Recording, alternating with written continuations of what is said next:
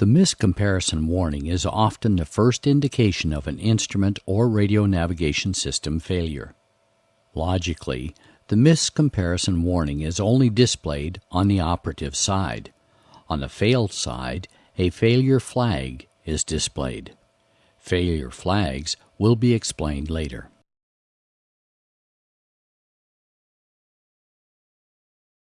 If a failure of the Efis cross-monitoring system is detected, both comparator master lights and a comparator warning on both PFDs flash for 5 seconds before displaying steadily.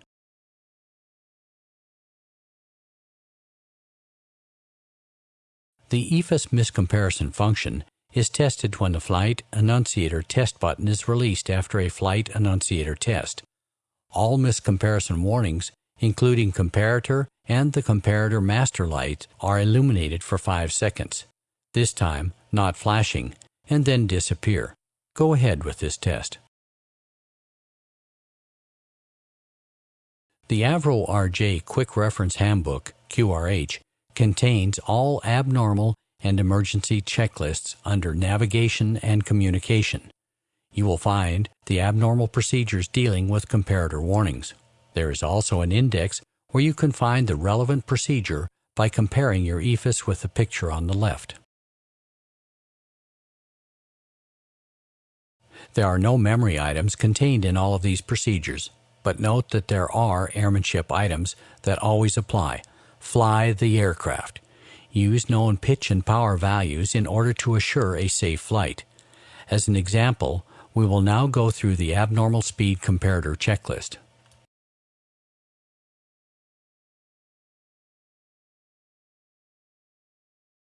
Compare the two Efis speed indications with the standby airspeed indicator in order to know which Efis speed indicator is the right one.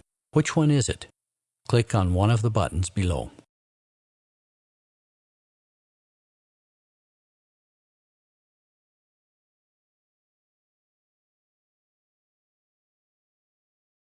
No, the standby airspeed is at 250 knots.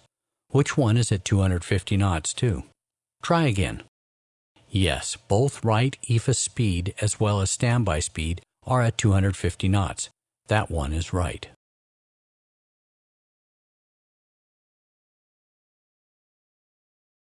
As we have identified the right speed source as the correct one, we continue and switch our out-of-flight system off. The air data transfer switch cover has to be lifted, and ADC2, the air data computer that serves the right PFD airspeed, is selected. Transponder altitude reporting is also set to ADC2 source.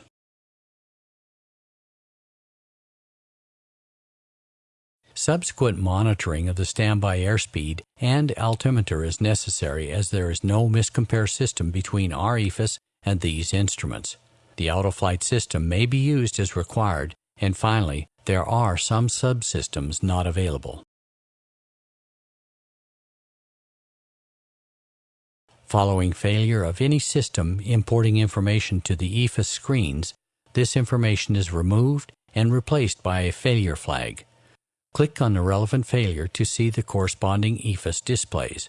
Some of these failures are covered more detailed in this module. IRS failure. ADC failure. Failure of FGS-derived data. Failure of the left flight director. Failure of the TCAS system.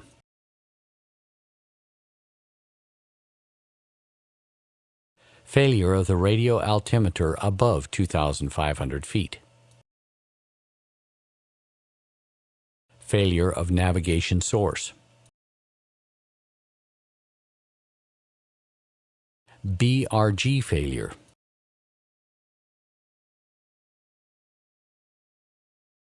Failure of the weather radar if selected. Failure of data information.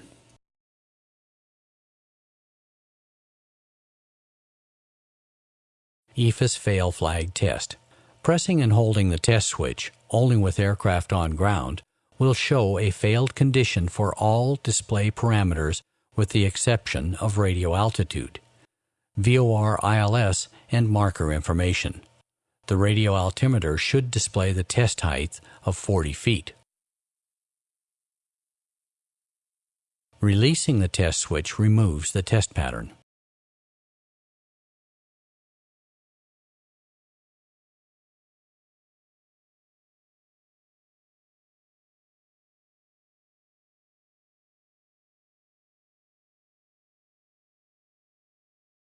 In this chapter, we will look at the abnormal procedures for Efis-related failures according QRH. This is also contained under Navigation and Communication, and as a pictorial index similar to the computer warnings is available. We will not deal with all red-boxed procedures, as these are already covered in other modules. Should both Efis PFD and ND fail on the same side, without any busbar failure indications, a symbol generator SG has failed. Also, corrupt information on both screens on the same side indicates that failure. The remaining symbol generator is used to supply all 4 screens by selecting the Efis transfer switch, both 1 or 2, to the serviceable SG. The cover must be lifted and the switch set, in our example to both 2, as SG2 is operable, as we can see on the screens.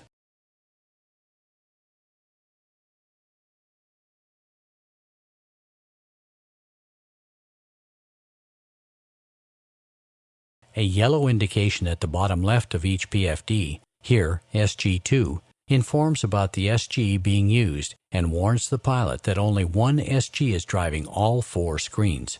As most comparator warnings are lost at this stage, strict monitoring of the standby instruments is necessary.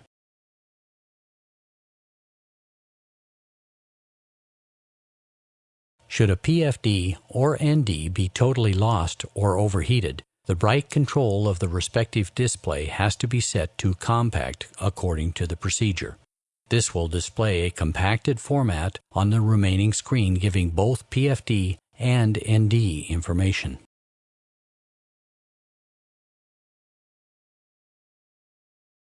After a PFD failure or overheat, the PFD bright control is set to compact, and the following compact format is shown on the ND, provided the WX dimmer is set to an adequate dimming level.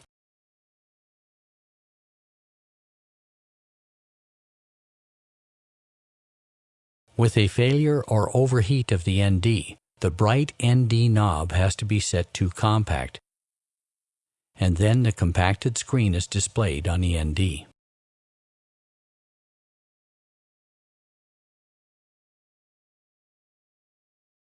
Let's have a closer look at the compact mode, as not all navigational information is available.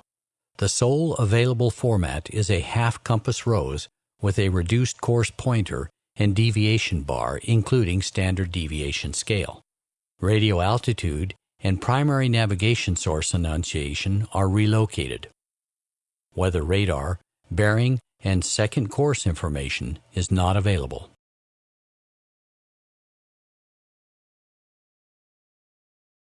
The Efis fan failure abnormal procedure is found in the air conditioning QRH chapter. With left or right Efis fan failure, amber L or R Efis is enunciated on the avionics cooling fans panel. Moreover, the amber Efis IRS fan fail caption at the air conditioning overhead panel is lit.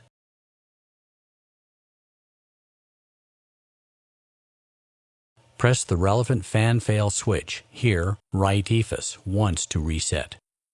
It is a press to reset PTR switch which resets the fan sensing system. If the fan is serviceable, the warning will extinguish. If it does not extinguish, there is a genuine fault, but no further in-flight action according to the procedure has to be done. After landing, the relevant Efis master has to be turned off to cool the displays.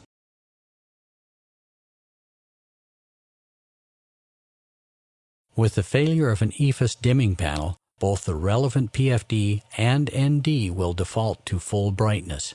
Pilot action is not possible, so there is no abnormal procedure contained in the QRH. The ECPs are continually monitored for any internal faults. Should a fault occur, the following default settings are adopted for the ND. Should an ECP fail whilst compact mode on the affected side is in operation, only the primary course is affected, which will default to VOR ILS. Pilot action is not possible, so there is no abnormal procedure contained in the QRH.